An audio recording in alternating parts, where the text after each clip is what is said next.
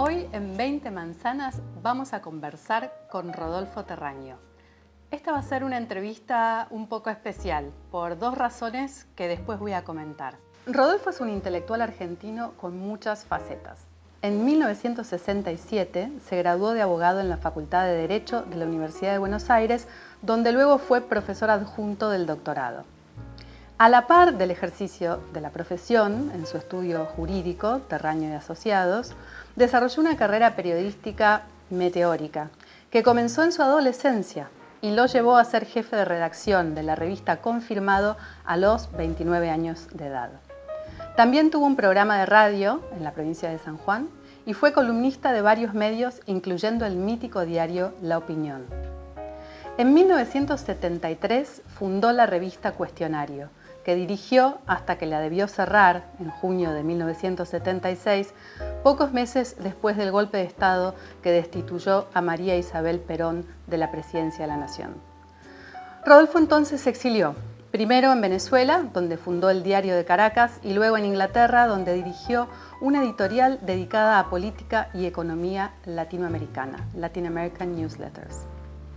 Durante sus años de exilio, realizó investigaciones de gran relevancia sobre el general José de San Martín, que años más tarde devinieron en una trilogía de libros y le merecieron la membresía a la Academia Argentina de la Historia y al Instituto Nacional Sanmartiniano. La Guerra de las Malvinas se desató en 1982, estando Rodolfo en Inglaterra como exiliado, lo que abrió otra línea de investigación en la que también se especializó. Siguió siempre de cerca la política y el futuro de su país.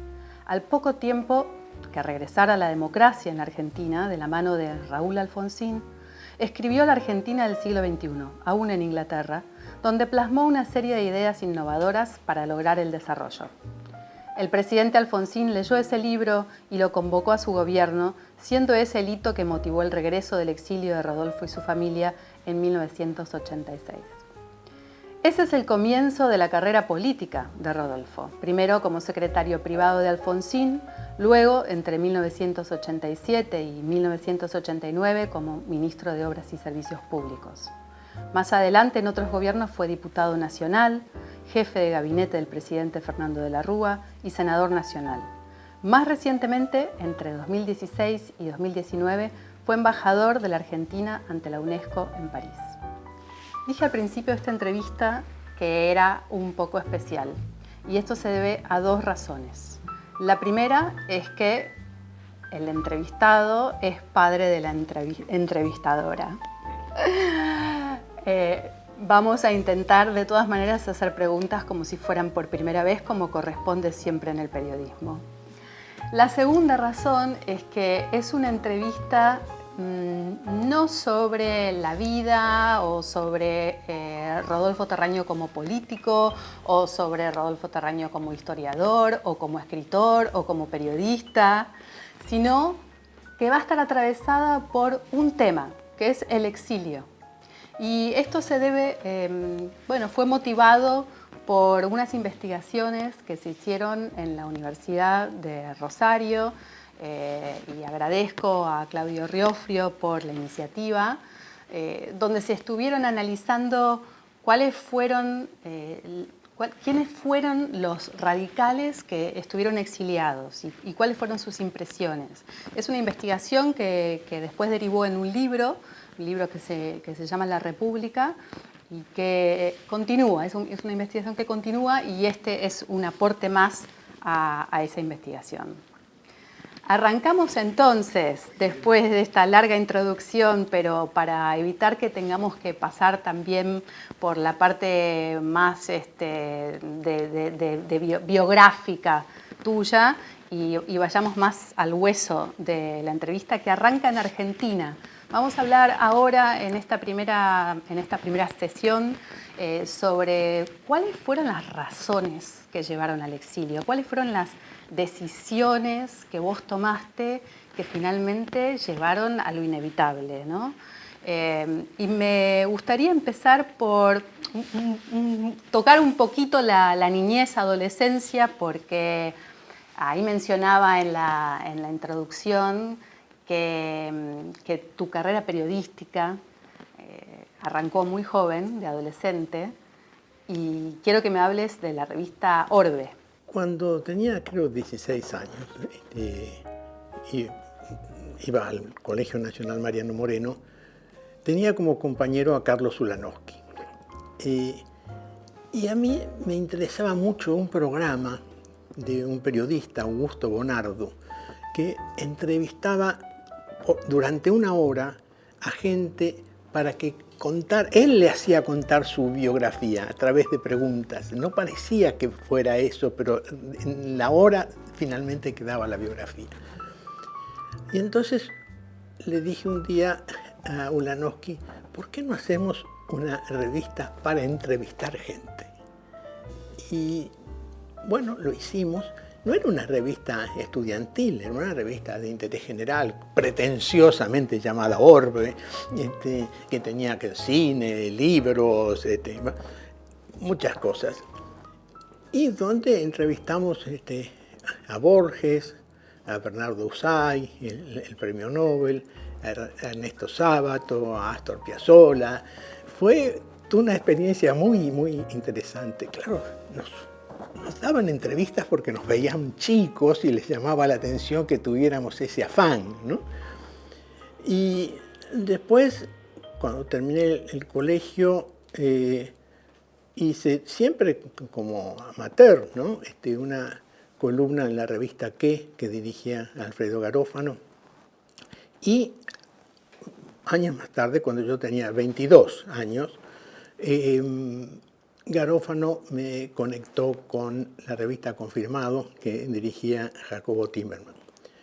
Timerman fue un gran periodista, un gran editor, más talentoso que arbitrario, pero también con una dosis de arbitrariedad.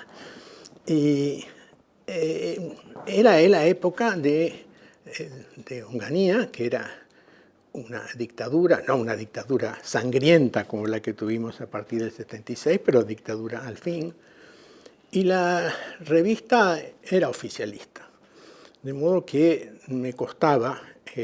Yo de todas maneras hacía economía y cuando me tocaba hacer otra cosa, hay ciertos trucos que puede usar un periodista, ¿no? Que es la selección de los temas, la elección de los entrevistados, las preguntas al entrevistado. Pero a Timerman era muy difícil pasarle algo sin que se diera cuenta. Ahora te voy a preguntar en un rato acerca de Timerman. Bueno. Y además porque pasaste por prácticamente todos sus emprendimientos editoriales hasta que finalmente armaste el tuyo, ¿no? Pero volviendo un poco atrás, esa experiencia en Orbe te acercó al periodismo y te gustó y quisiste explorarlo porque vos decidiste ser abogado. Uh-huh. Digamos, ¿qué pensaste ahí cuando terminaste el colegio y particularmente la experiencia de Orbe te llevó hacia el periodismo o era algo que ya tenías pensado hacer? Es difícil determinar. Cuando yo era adolescente tenía la ambición de ser presidente de la nación. Carlos Ulanowski, a quien mencionaste, siempre lo recuerda en los reportajes. Pero para eso debía dedicarme a la política. Sin embargo, yo creía que la política era algo que requería el conocimiento del Estado, del funcionamiento del Estado, de las leyes, de las instituciones, que si no, no se podía hacer realmente política. Entonces decidí seguir derecho. Y me gustó siempre escribir. Mi padre era autor de letras de tango, era un periodista popular. Yo me crié en un lugar donde él también colaboraba en revistas. Yo me crié en un ambiente propicio para el periodismo y siempre me interesó como lector. Pero ese hecho que conté del programa de Bonardo me llevó a pensar que quería ser periodista. Y entonces después lo continué, pero no podía interrumpir la carrera. Entonces ahí hubo un lapso que me dediqué solamente al derecho. Para poner un poco en contexto de los años de los que estamos hablando, ¿no? ¿En qué año terminaste el Mariano Moreno, la escuela secundaria? En el 61. En el 61 y el exilio es a partir del 76. No, en esos años hubo muchísimos gobiernos de facto. Vos estabas haciendo dos cosas peligrosas, digamos. Una, estudiar Derecho. Bueno, esa no era tan peligrosa, pero tal vez no tenía tanto sentido. Quiero que me cuentes un poco eso. Y la otra, periodismo, ¿no? Pero, digo, vos decías, quería aprender para ser político, quería aprender cómo era el funcionamiento de las leyes, cómo era el funcionamiento del Estado. Y mientras vos tenías ese deseo, estabas en una facultad que estaba metida en una sociedad que pasaba de gobierno militar en gobierno, o de gobierno de facto en gobierno de facto, ¿no? ¿Cómo era esa experiencia? Bueno, cuando yo ingresé a la Facultad de Derecho, casi al mismo tiempo fue derrocado Arturo Frondizi. Yo era un admirador de Frondizi, con quien después trabajé cuando él volvió del exilio, de su exilio, y yo todavía estaba en la Facultad de Derecho. Y, por supuesto, ahí se producía un choque, porque lo que yo quería estudiar era la estructura del Estado para desarrollar una actividad democrática. Y eso me dio un golpe. De todas maneras, cuando uno estudia derecho civil, derecho romano, derecho internacional público, puede abstraerse. Y además yo fundé un pequeño grupo, Ateneo Universitario de Derecho, y hice algunas publicaciones. Porque en ese momento el mundo estudiantil, particularmente en la Facultad de Derecho, estaba dividido entre grupos de extrema derecha, Tacuara, de extrema derecha, y grupos de izquierda también bastante extrema.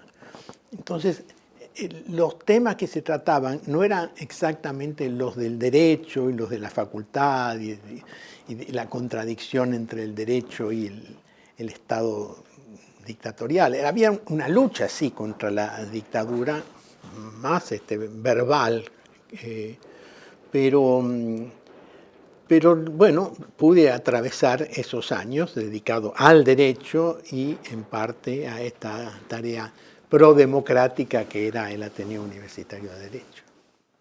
Mencionaste a Frondizi. ¿Cuándo lo conociste? Lo conocí cuando él volvió del exilio. Él fue derrocado en 1962 y fue a la isla Martín García, después a Bariloche, no de paseo, sino preso en el Hotel Tunquelén. Y cuando volvió yo lo conocí.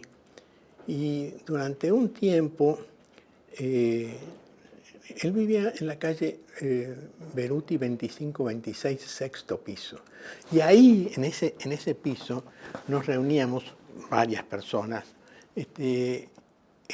todos los miércoles a las 9 de la mañana. Frondizi era muy formal y entonces seguía dirigiendo las discusiones como si fuera presidente y además dando tiempos y cortando.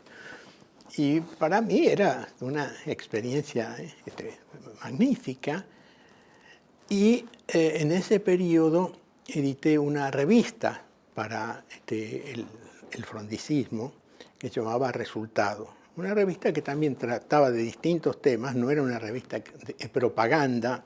En la contratapa yo hacía una biografía que podía ser de un personaje internacional, de un personaje de la cultura, pero en general tendía a promover la idea del desarrollismo en la parte económica. ¿Qué año era esto, más o menos?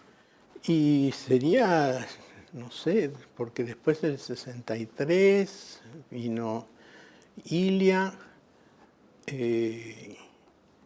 Y no, no mucho después de la vuelta de Frondizi. 20 y pocos años, digamos. Sí.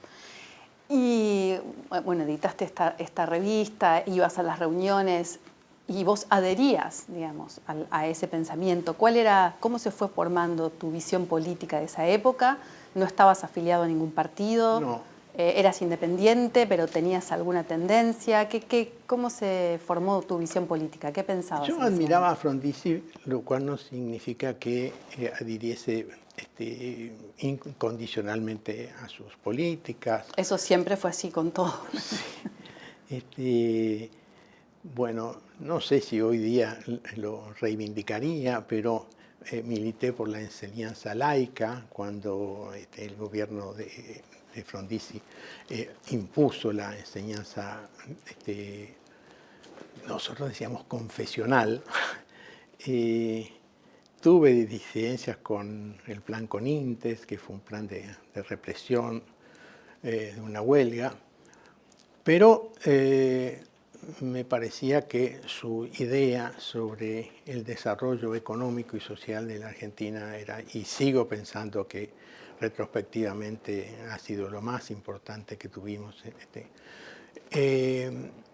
Porque, bueno, la Argentina era importadora de petróleo y en 4 años, a pesar de todas las dificultades que tuvo, el problema de mantenerse y de mantener la estabilidad, bueno, logró el autoabastecimiento del petróleo, hierro, la industria automotriz. Fue un impulso al desarrollo económico que yo lo consideraba una condición del desarrollo social, aunque allí también tenía una pequeña discusión con el numen de Frondizi, que era Frigerio, porque yo consideraba que había que distribuir riqueza, que había que contrarrestar la desigualdad, y él sostenía que primero había que crear riqueza y después distribuirla, pero nunca sabíamos dónde terminaba la creación de la riqueza. Vamos a tu experiencia periodística formal, después de eso que hiciste en Orbe y alguna que otra contribución. ¿Cuál considerás que fue tu ingreso más formal al periodismo? El ingreso era por la puerta grande. Timerman era un personaje muy importante en el periodismo, había creado Primera Plana, que era todo un suceso. Después había creado Confirmado y dirigía Confirmado. Entonces, que mi primera experiencia profesional a esa edad fuera entrar a trabajar con Timerman, para mí era muy importante. Eran los 29 años, ¿no? Un no, poquito 22, antes. 22 creo. Ah.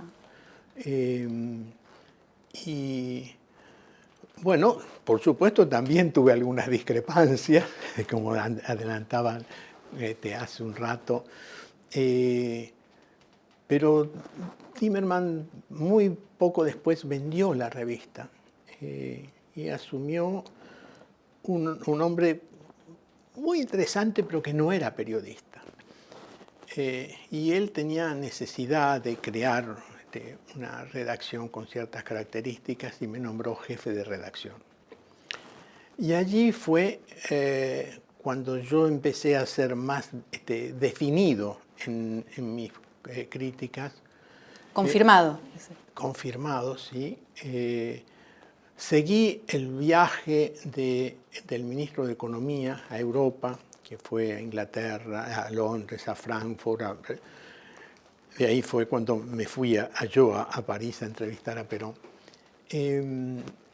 Y bueno, como resultado de mis notas, el ministro de Economía le pidió al director de Confirmado que me echara, cosa que no hizo. Pero eso demostraba que hería, aunque no era, por supuesto, no era un ataque, digamos, feroz ni personal, pero había una hipersensibilidad.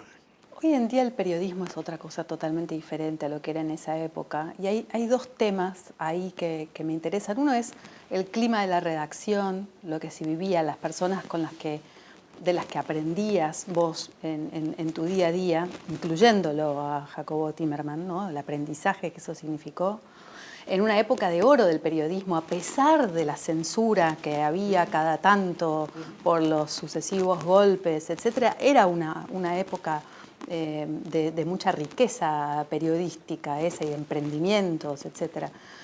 Y a su vez era una época muy peligrosa.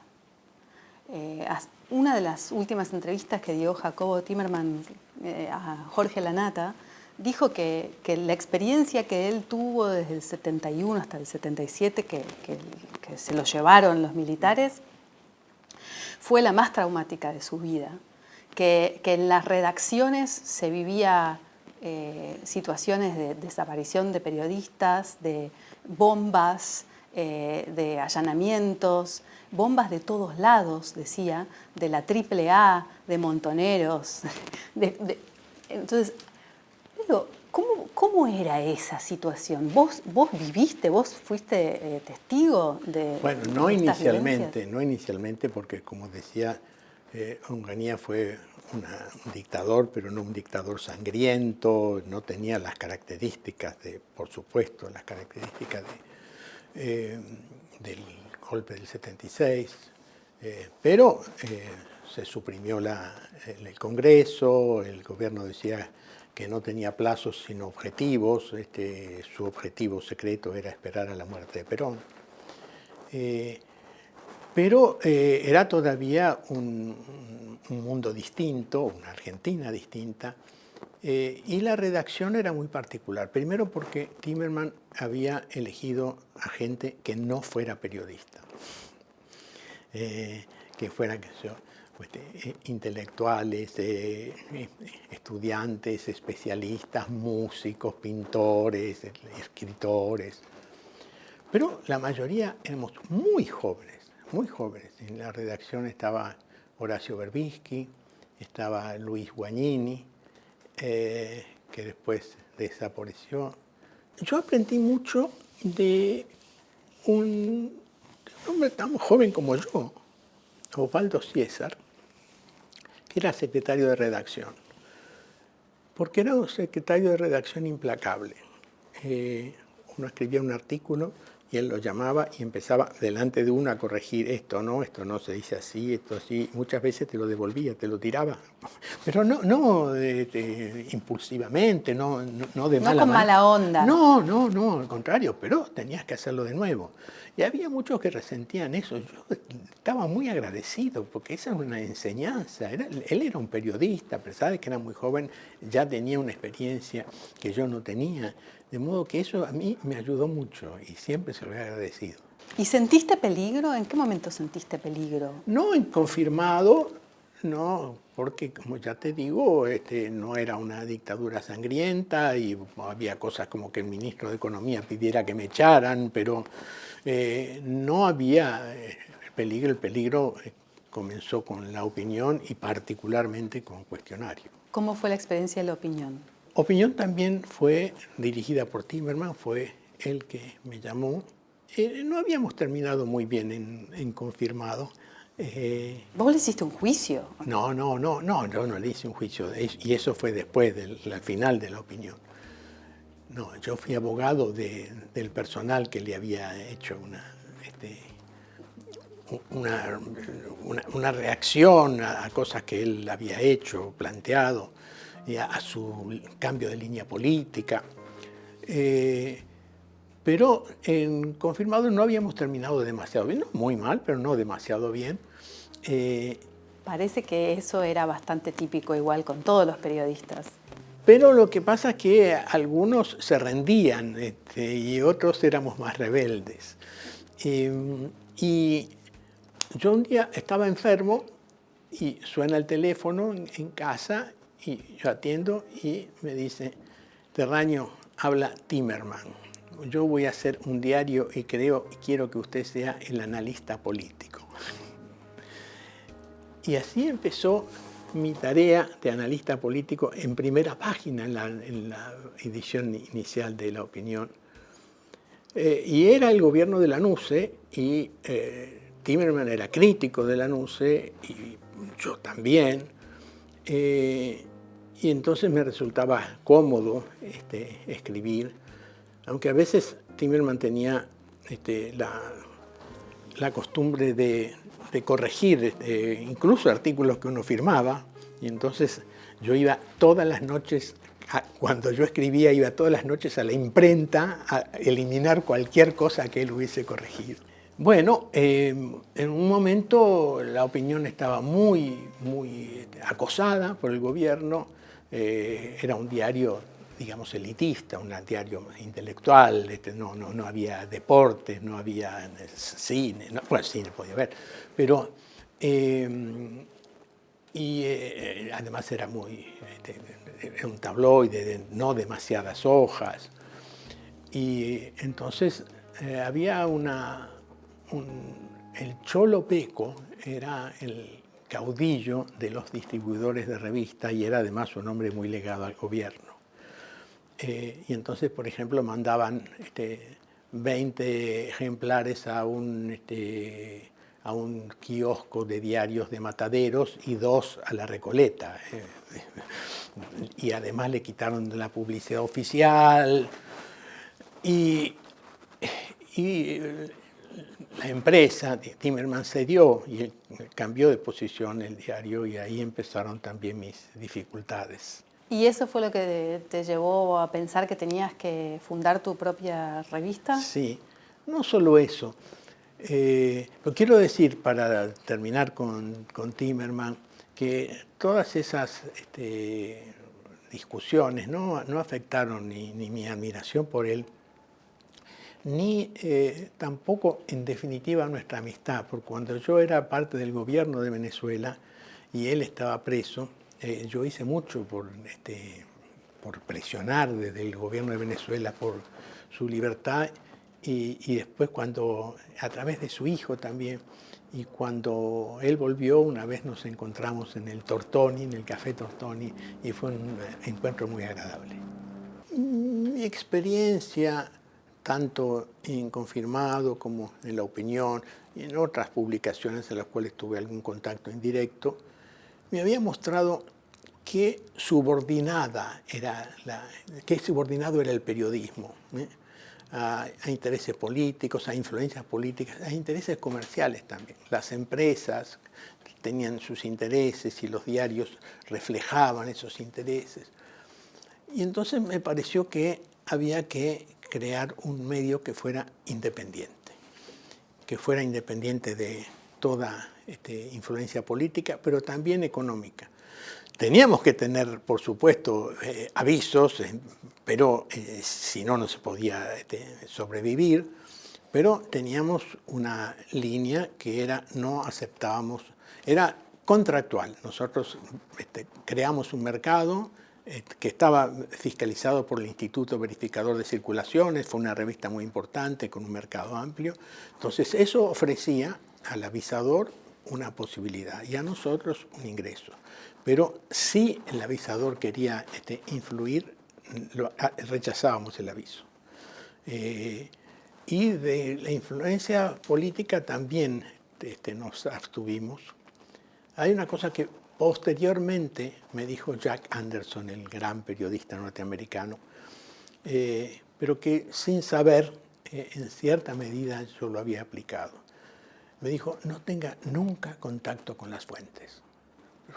¿Cómo puede ser? Digo, si uno no, dice, tenga un contacto indirecto. Bueno, él tenía, por supuesto, mucha gente porque disponía de recursos. Dice, busque alguna manera, pero no tenga contactos con las fuentes. ¿Por qué? Mire, dice, si usted hoy cena con Hitler, mañana no va a ser nazi, no va a ser antisemita, pero ya no va a escribir sobre Hitler como hubiese escrito hoy. La idea que la influencia directa e indirecta también. Entonces, yo me dedicaba más bien a hacer análisis. La revista era una revista ágil, Aida Bornik tenía una sección de cultura espléndida, había reportajes, no era una revista académica, pero yo siempre me abstuve de lo que dice una persona, de lo que se dio, de las internas, de todo lo que forma la comidilla política, y trataba de ver cuáles eran las tendencias. Yo leía el boletín oficial, por ejemplo, para descubrir ciertas cosas, iba analizando cosas que iban a ocurrir. Yo tengo, por ejemplo, lo que fue nuestra previsión del golpe militar, que yo creo que es un demostrativo de cómo se podía hacer este análisis en vez de discusiones y críticas. Porque nosotros, mira, en agosto de 1975 publicamos ¿Quién gobierna? Y también ahí había militares en la tapa. Eso fue después, una vez pusimos a Videla en la tapa, que era en septiembre del 75, y Videla no era un líder, pero pusimos cuál es el próximo paso de Videla, y faltaban muchos meses para que ocurriera lo que finalmente ocurrió. Después, una tapa con un dibujo muy impresionante, que era la cruz y la espada. Y en materia económica también hicimos muchas previsiones, por eso, por ser analítico, por no entrar en las discusiones menudas. Hay una sección de un análisis de la economía del gobierno de Isabel Perón que está en uno de los ejemplares de cuestionario que marca prácticamente todos los problemas que siguen estando hoy en la Argentina, ya en esa época. Sí, hay problemas estructurales que no han sido solucionados. Hay cosas que sí se han solucionado y yo siempre digo que es triste lo que ha pasado con Argentina, su decadencia, y es triste lo que nos pasa. Pero eso de revolver angustias nos impide ver que hay salidas.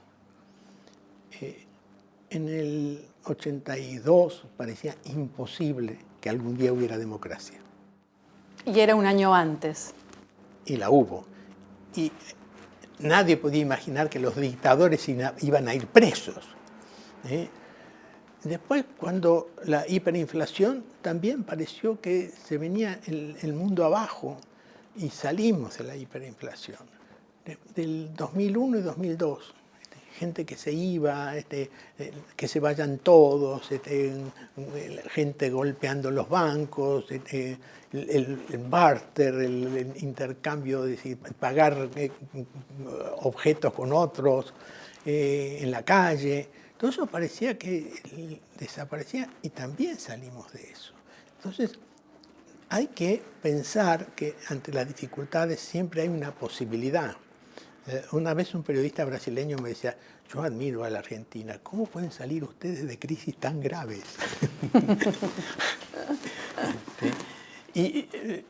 Insisto, no hay que ser complaciente, tenemos una situación económica muy deteriorada, pero tampoco hay que tener esa actitud de que, bueno, en la Argentina no se puede hacer nada, todo está mal. Seguro, y eso estaba ya en la línea editorial de Cuestionario, que de hecho se fundó el mismo mes que asumió Cámpora. Después, o sea, primer gobierno democrático después de 3 gobiernos no democráticos. Y con cierto entusiasmo por esa situación.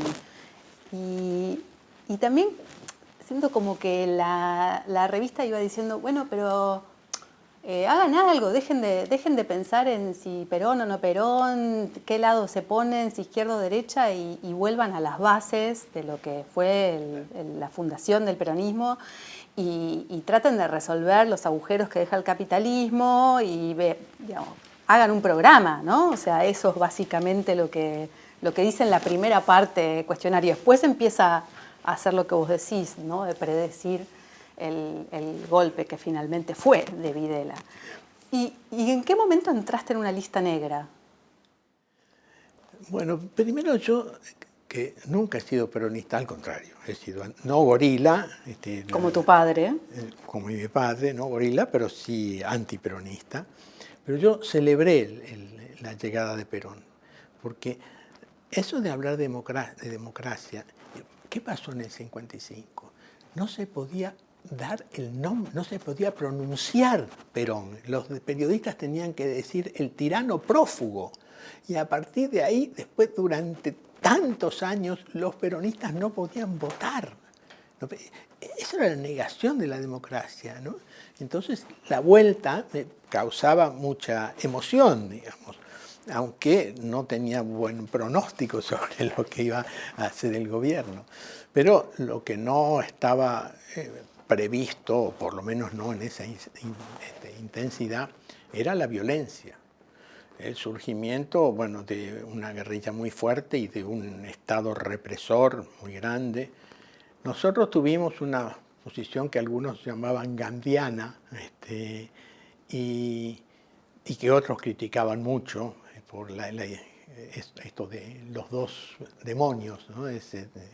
Bueno, nosotros, por supuesto, castigábamos más los crímenes de la AAA o de la dictadura que los delitos de los subversivos. Condenábamos ambas cosas, pero desde luego había una diferencia muy grande entre un grupo, si querés llamarlos delincuentes o idealistas que utilizan la violencia, y el terrorismo de Estado. Cuando el Estado es el que ejerce el terrorismo, eso por supuesto es mucho peor. ¿Que empezó cuándo? Empezó con el gobierno en cierta forma con el de Perón, pero sobre todo en la época del gobierno de Isabel, con un personaje como López Rega, que era temible, que es el creador de la AAA. Que era ministro de Bienestar Social, sí, de claro. Isabel. Sí, era un hombre de confianza. Y nosotros atacábamos a López Rega, pero de una manera que, digamos, no convencional, pero que por supuesto... por ejemplo, en un número hicimos, en la tapa, pusimos el pensamiento de López Rega. Y entonces tomamos un capítulo de un libro que él había escrito, un capítulo que se llamaba Nuestra deuda con la vaca, y que condensaba algunas principales ideas del autor, decía, el cual expone en esta obra pensamientos que le fueron transmitidos por Gabriel, quien según se lee en la introducción se le apareció mirándolo desde los misteriosos laberintos del alma e inició con él una serie de reflexiones contenidas en este volumen de 233 páginas. Y bueno, López Rega era el hombre que decía, la vaca parece decir, espera, oh hombre, que en su hora y lugar me cobraré esta deuda y mi precio será tan alto que cubrirá con creces el sacrificio actual. O sea, la potencia energética cósmica cumple la función de matriz universal a través de la cual las partículas íntimas de los átomos van tomando la forma determinada por la ley de karma. Entonces, esto que lo ridiculizaba, que mostraba una persona que no estaba en su juicio, en definitiva, formaba parte de las cosas que la gente que resentía y que era víctima de la AAA, de López Rega, encontrara un espacio donde tener simpatías con lo que se decía. Pero eso fue creciendo. La AAA tenía un órgano que se llamaba El Caudillo y había... Una revista. Sí, una revista que se llamaba El Caudillo y había otra publicación también que un día publicó un silogismo bastante trágico que era: el mejor enemigo es el enemigo muerto. El comunismo es el enemigo. Terraño es comunista, más o menos así. Y hubo muchas amenazas. Y bueno, y gente de la redacción que desapareció. Y yo, hay algo sobre lo cual tengo sentimientos mezclados. Había un periodista muy importante, muy buen periodista. Nosotros teníamos varios periodistas que teníamos algunas disidencias fuertes con el gobierno, unas reuniones, unos almuerzos mensuales, y al cual iba este hombre, con el cual yo tenía un gran respeto. Pero él empezó a mostrar que tenía amistades. Él decía que eran profesionales, periodísticas, pero amistades con funcionarios del gobierno, con militares, con Macera, por ejemplo. Y eso me hizo perderle un poco de respeto. Pero yo creo que fue él el que impidió que yo tuviera un destino trágico. Porque a mí me extrañaba que cuando yo tenía problemas serios con el gobierno, me llamaban. No me iban a buscar y yo desaparecía, me llamaban. La primera vez fue cuando nosotros publicamos, al comenzar el gobierno, nos dieron a todos los medios unas indicaciones sobre cómo teníamos que actuar. Por supuesto, eran para nosotros. ¿De cuál gobierno? Del gobierno perdón, ya estábamos con Videla. Pero sí, esto que estás contando de que te salvaste, ¿también tiene que ver con el gobierno de Videla o dentro del gobierno de Isabelita? Del gobierno de Isabelita es lo que te digo, esas acusaciones, esos ataques, esas amenazas. También llamaban por teléfono a la redacción, hacían amenazas. No, una ocasión. Pero yo di un salto, todo lo que estaba diciendo sobre este periodista. Vamos al 24 de marzo Claro. de 1976 y al comunicado 19. Sí, pero quiero decir que yo me adelanté y todo lo que dije sobre este periodista correspondía al periodo de vida. A ese periodo. Claro. Sí, este es un periodo breve, o sea, cuestionario se editó a lo largo de 3 años. Empezó cuando asumió, el mismo mes que asumió Cámpora. Se vivió el paulatino, avanzar de López Rega, después la destitución de Isabelita y el golpe militar. Y a partir de marzo del 76 hasta el exilio, el cierre de cuestionario y el exilio, fueron 5 meses, una cosa así. Bueno, esos 5 meses fueron los más duros, obviamente. Por supuesto. Estamos llegando a la razón del exilio, digamos, que además viene de atrás, pero que se acelera en esos meses. ¿Dónde estabas y cómo recibiste la noticia del comunicado 19 que tenía que ver con cómo se tenían que comportar los medios de comunicación frente al nuevo gobierno de Rafael Videla? Bueno, primero con la decisión de no cumplirlo, pero... ¿Qué decía? Bueno, decía varias cosas, pero por ejemplo se reitera la absoluta prohibición de efectuar propaganda subliminal en todas sus formas, ya no solo expresa, sino hasta subliminal. Y indicaba que había que propagar información verificada en sus fuentes y nunca de carácter sensacionalista, que no había que incursionar en terrenos que no son del debate público. Era toda una indicación de censura. ¿Y qué pasaba? A raíz de esto, eso y otra cosa que fue, que ya se hizo tradición en cuestionario, que era un sumario de todo lo que había pasado en el mes, día por día, donde íbamos reflejando noticias policiales. Por ejemplo, decía, 9 subversivos fueron eliminados, abatidos por fuerzas policiales, no hubo bajas en la fuerza de seguridad.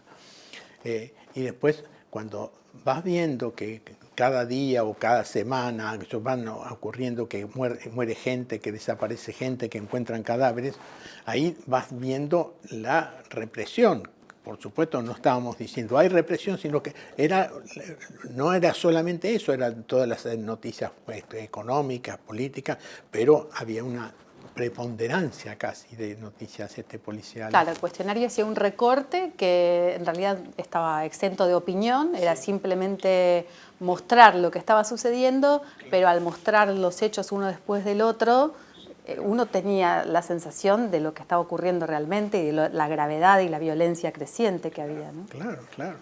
Entonces eso... Pero era muy selectivo.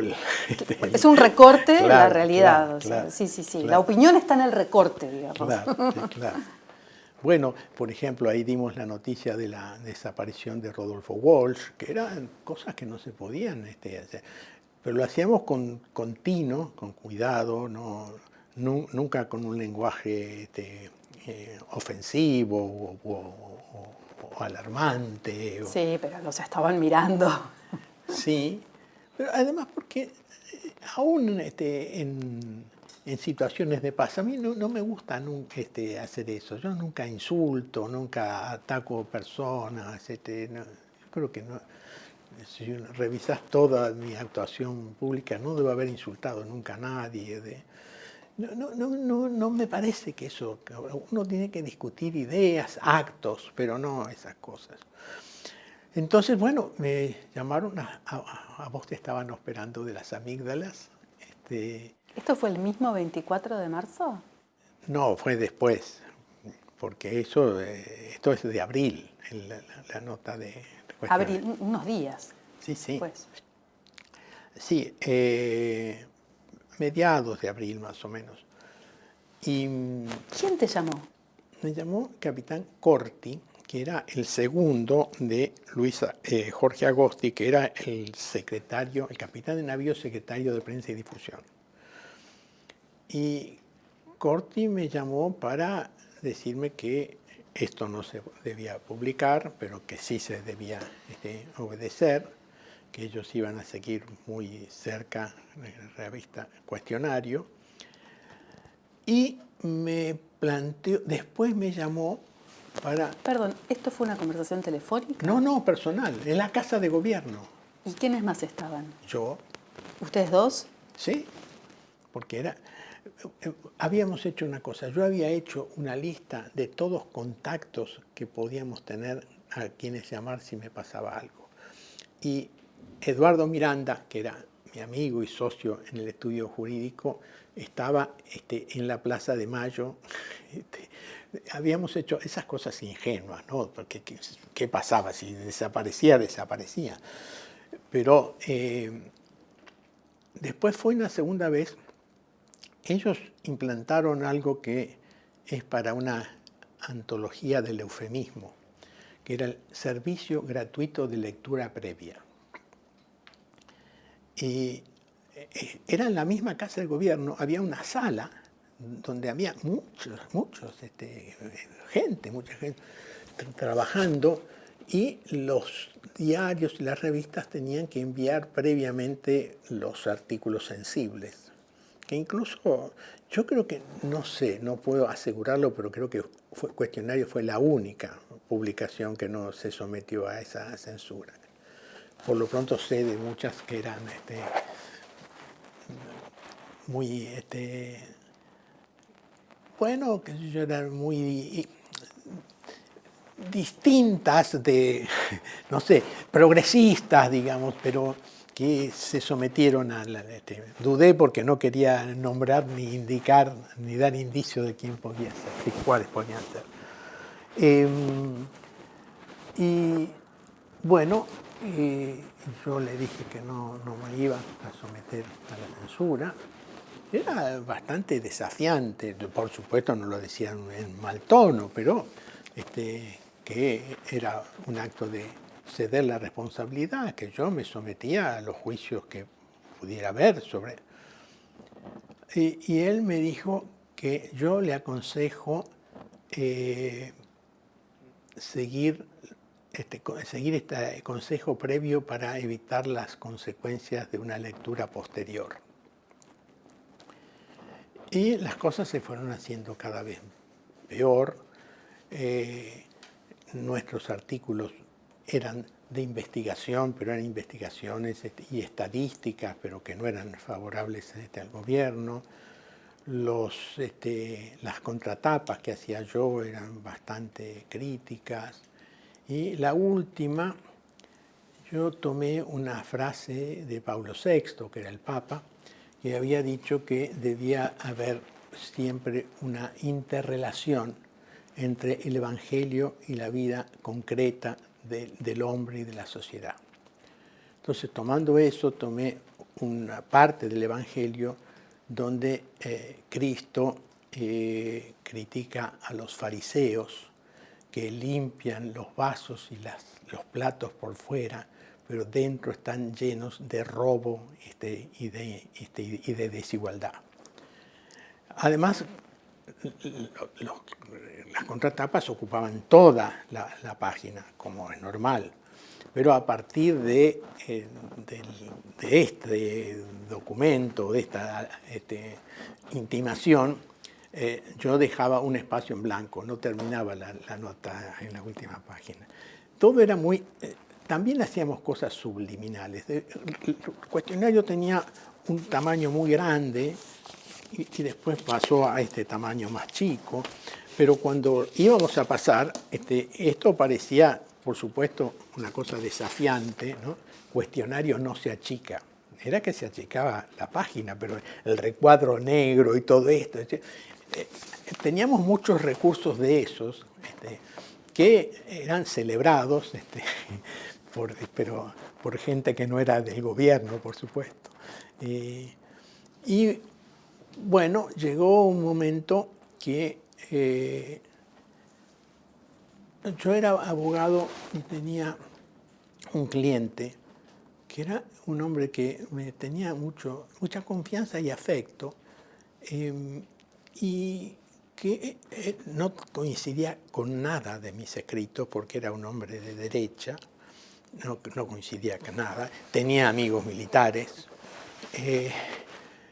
Cuando ya recibimos nota de que en Playa, que es donde se distribuyen las publicaciones, habían recibido la orden de no distribuir cuestionario, y cuando ya había la agencia France Press, Associated Press, informó que había una orden de captura contra mí, que no sé si era cierto.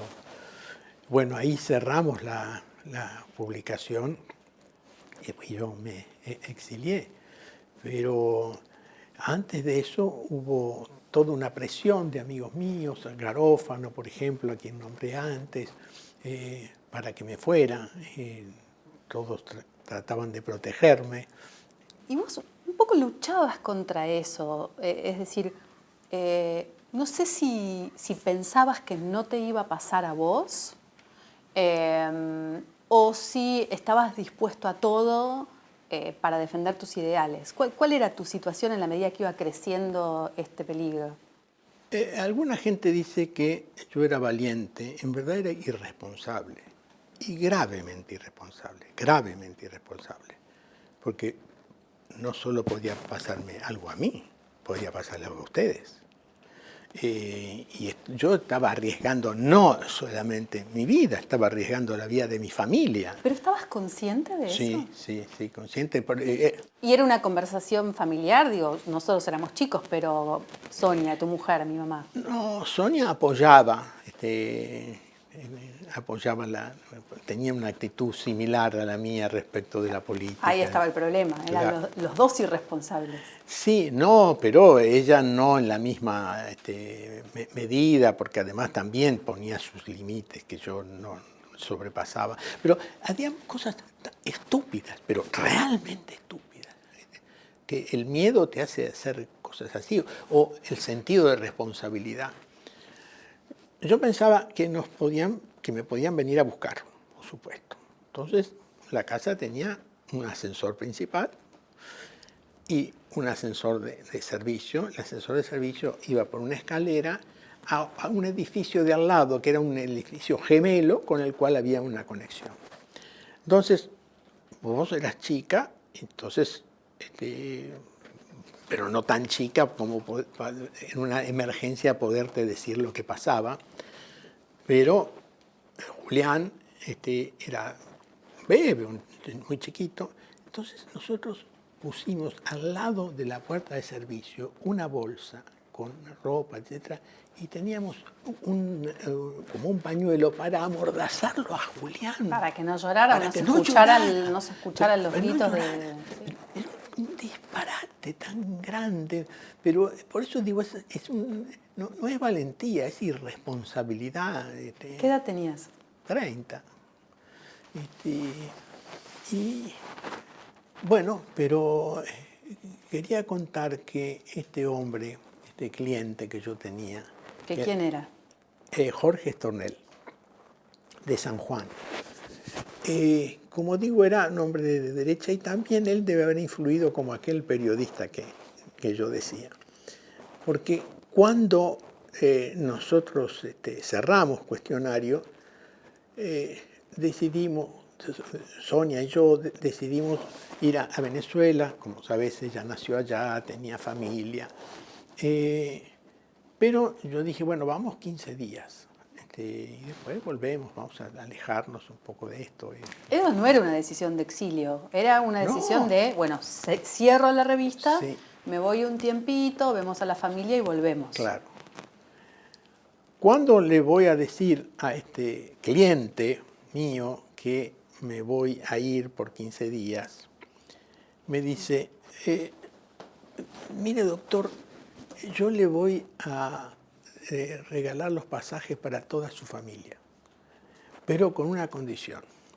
Yo tengo allá unos negocios y quiero desarrollar unos negocios en Venezuela y yo quiero que usted se quede allá, digamos, 2 meses. Yo dentro de 2 meses voy a ir y entonces vemos qué se hace.